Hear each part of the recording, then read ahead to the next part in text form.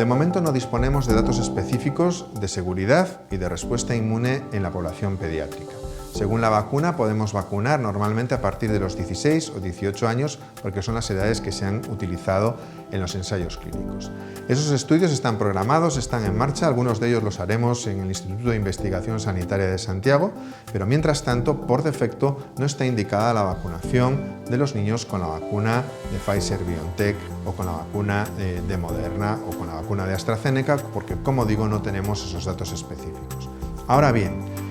si existen circunstancias de alto riesgo para ese niño y específicamente en el caso de que coexista discapacidad neurológica importante, sí podría estar justificada por la relación riesgo-beneficio individual el vacunar en esos casos concretos pediátricos independientemente de la edad.